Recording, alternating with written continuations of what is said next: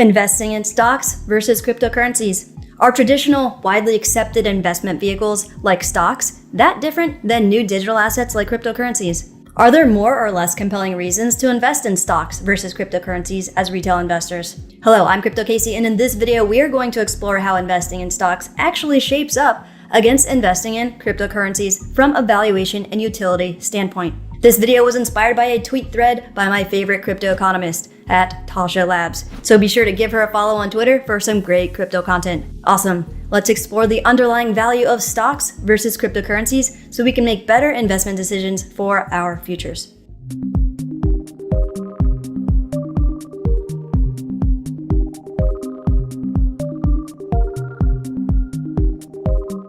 Before we get started, let's make sure we are all on the same page about a few different concepts. 1. What is an asset? Asset is a fancy finance term that just means something useful or valuable that can be transferred between people or entities. It can be something physical like gold. It can be shares of companies like stocks. It can be something digital like Bitcoin.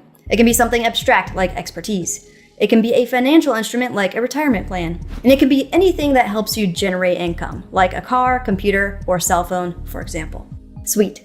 Let's explore 3 characteristics of assets that make them more or less valuable over time. 3 qualities of assets. 1. Limited supply. Assets with a limited supply are more valuable than ones with an unlimited supply. Think about real estate.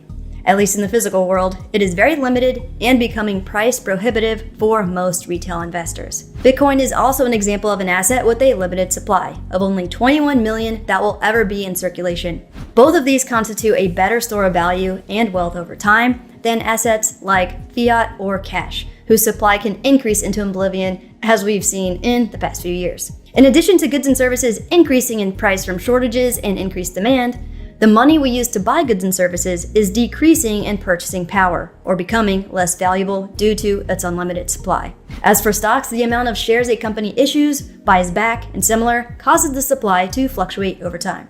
Nice. 2. Durability. Durability of an asset refers to its ability to retain value over time, be transported across space, and exchanged between buyers, sellers, or inheritors. So diamonds are chemically stable and strong, making them physically durable. They have been and continue to be desired by marketplaces because they are attractive in the jewelry industry, which represents a more abstract sense of durability in retaining its value over time.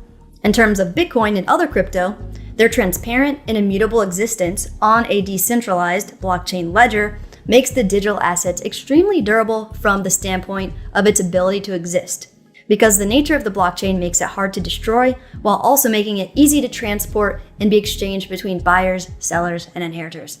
Now, the value of stocks over time is predicated on a few factors, mainly the continued successful existence of a company. As far as being able to transport them, since we never actually have or store the stocks ourselves, you just watch the price exposure through apps like Fidelity or Robinhood.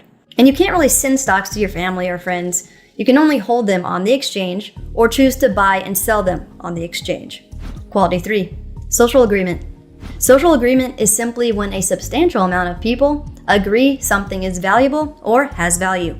Diamonds have formed a ton of social agreement over time due to their durability and desirability. Gold is another example of an asset that has stood the ultimate test of time as a good store of value from a social agreement standpoint, as a hedge against inflation, its use in jewelry, and in technology.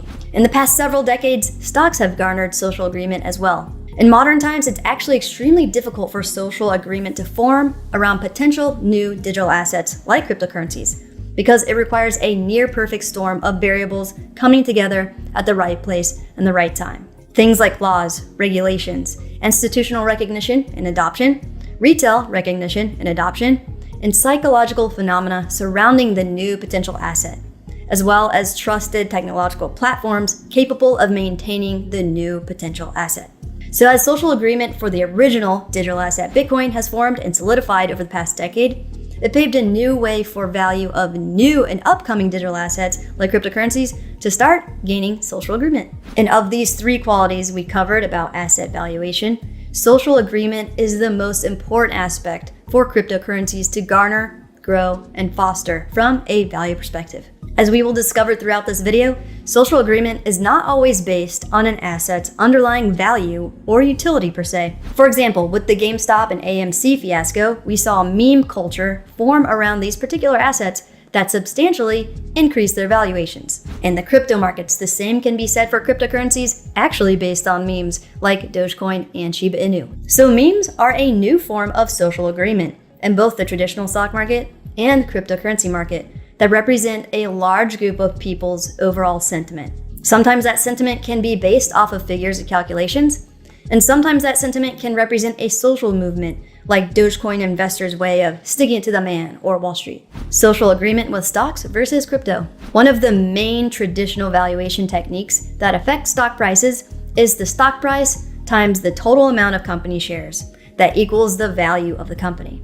Sure, the value of a company can be evaluated by looking at cash flow, balance sheets, assets, liabilities, financial statements, mergers, acquisitions, etc. But at the end of the day, the stock price times the total shares equaling the value of the company is just as arbitrary as something like Dogecoin having a current price times the total amount of tokens equaling an $18 billion market cap. The former is based on old, long-standing social agreement that a simple equation accurately represents the value of a company, while the latter is based on a new network-driven, cultural, and social perspective of the value of digital assets like Dogecoin and Bitcoin. Both are perfectly valid, just as they are perfectly arbitrary. Cool. Next, let's take a look at what owning stocks as an investor looks like versus owning certain cryptocurrencies. Stocks back in the day paid shareholders dividends. So if the company was profitable and doing well, a person that owned their stock benefited from that profitability in the form of dividend payments. During this time, the stock price times total shares equaling a company's value was less arbitrary. However, now companies' dividend payout ratios, as well as companies that distribute a percentage of their earnings to shareholders, have decreased substantially since the 1950s. So why aren't companies paying dividend payments anymore to stockholders? Because they aren't profitable? Because they aren't experiencing success? Actually, quite the opposite. Company profits as a percentage of the entire economy have increased substantially over this time period. Companies like Amazon, who have been wildly successful, have never once paid anything to their investors in their entire 30 years of existence. So basically, if you own one Amazon stock or have a huge bag of Amazon stock, you don't receive any benefits from the company growing and becoming more profitable. In fact, whether Amazon is successful or not, owning their stock doesn't really actually directly affect you. Your stock is merely a representation of your shared ownership in name only. Zero other benefits. Sure, you can buy it, hold it, and sell it, just like any other useless governance cryptocurrency tokens, which begs the question, are stocks and owning stocks any different from certain cryptocurrencies and owning cryptocurrencies? Let's think about it.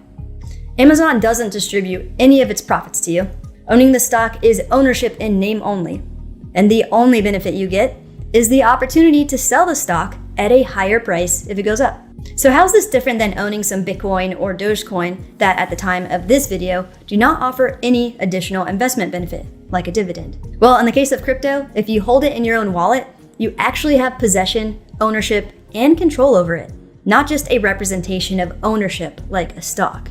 And if you don't have your own cryptocurrency wallet yet, you can use the links in the description area to access the correct and official sites of my recommended hardware wallets. BC Vault is my personal favorite. Another option are the Ledger devices. So go to the description area to check them out. Cool. Also, in the case of crypto, you get the opportunity to sell it whenever you want, hopefully at a higher price. And guess what? There's much, much more. You can actually borrow against these assets, lend them out for interest payments, stake them for rewards in some cases, qualify for airdrops of pretty much free money, and a lot of other creative things using DeFi or decentralized finance apps and protocols. Can't do that with stocks. You also can't transfer ownership of stocks to anyone around the world at any time for a relatively cheap price. So if you haven't taken the plunge and bought any crypto yet, and you're ready to jump in, you can get $10 worth of Bitcoin for free when you invest $100 or more with Coinbase by clicking on the link in the description area to access the correct and official site, all while supporting the channel. You can also check out my video guide for beginners on how to invest in crypto safely and securely, step by step, by clicking on the link above. Brilliant. So you can see how social agreement around stock ownership and crypto ownership are both pretty much based on both arbitrary logic and illogic. Because any gains you realize from Amazon stock isn't coming from Amazon. It's coming from buyers and sellers in the market that share the same social agreement about valuation and are willing to buy shares from each other at higher price when the company performs well. So if people in the market didn't behave or respond to companies performing well, then the stock price wouldn't go up, even though the stock price times total shares equation is increasingly detached from reality. And in crypto, consider some useless governance tokens. Holding them doesn't give you any real ownership in the project, and they don't pay out yields or dividends. So why does the price not go to zero?